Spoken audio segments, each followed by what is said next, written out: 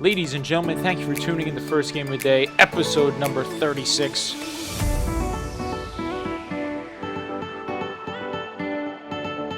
We are here on an underpass TDM. I'm rocking the Mini Uzi. I've started to want to use crazier classes. Since we're still playing First Game of the Day, I'm not going to challenge that with a Mini Uzi. But so I talked about how yesterday I had a topic in mind, but I got distracted by eating cookies. Today I'm going to talk about that topic in mind. And that was kind of just addressing COD. Or thinking about the difference in COD now. Like, what changed? Why does Modern Warfare 2 get talked about as this, otherworldly game? I keep going into mid and fighting that kid. And then at the other hand, why do people not enjoy maybe the current CODs as much? And I think there's a long list of things that, and it all meets everybody's different personal preferences. However, I've always had a thought, and there's a few things in COD that I always thought should have been like non-negotiables. Things that should have been in the game all the time, never taken out. And my first one, I could have sworn I just saw somebody there, but I guess not. My first one has always been map voting. Map voting is one of those things where I don't know why they thought we need to get rid of it. There needs to be no more map voting. It's such an easy thing to still have. My only thought on why there's no more map voting is the fact that the maps on the game now, on the newer COD and things like that, are not nearly as good as the maps on Modern Warfare 2. Prime example, I don't mind playing Underpass. I don't mind playing Afghan, all these maps that everybody always found a way to enjoy these maps. And that's why, certain ones would get outvoted. You had Rundown, you had certain maps that, once again, it was just personal preference. But give the people their personal preference, right? Map voting was the thing. It kept the game fresh. It kept everybody voting for different things. I'm going to have to try to get this Uzi kill from distance, it looks like, to get my 7th. Or he could just spawn right in front of me. Gee whiz. Alright, we got a Harrier with the Uzi. Excuse me? Excuse me? What made that kid go back there?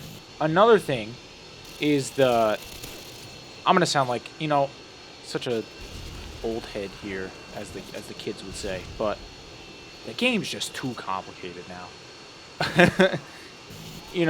When I'm trying to set up a class, I don't need to have to solve hieroglyphics to try to make a class. I don't need to tune my attachments. I don't need to have 64,000 attachments that do 64,000 different things, but only do 64,000 different things by like half a skill point, if you will. I don't know. It's just one of those things where I don't know why they needed to add that. I don't know why I need 64,000 attachments. I still get the same class setups in Modern Warfare 2 now. I still run in this game. I run the same things that I run in COD today. It's just you have to look harder because there's so many things in your way. Ooh, the Uzi from distance. But then it goes to another point too, and that's pro perks. And this one's a lot of these are going to be personal preference things on where did COD or why did COD take them away. Who complained about pro perks? Who said, I don't like having the ability to make my perks better. That kid's in last stand up there. That's upsetting. But I don't like to have that ability. I just want base perks, and they all better have the best possible things. It's like, nah. A grind for it, I don't know. It's just one personal thing that I've always thought. I always loved pro perks. I always loved the fact that there was a way to get better versions of your perks. Of course, the Pred Missile had to find me. And then another thing is, and this is a big one for me, because I'm a big prestiging person, a big ranking up person. I always want to prestige as much as possible, and rank up as much as possible. And a game that I enjoy, you know. I'm a little upset that they don't have quote-unquote prestiges anymore. And I know you can make the point like that they do. And yes, of course, like, you know, on COD, if you're rank 180 something, you're prestige 3. It's like, I get that. But why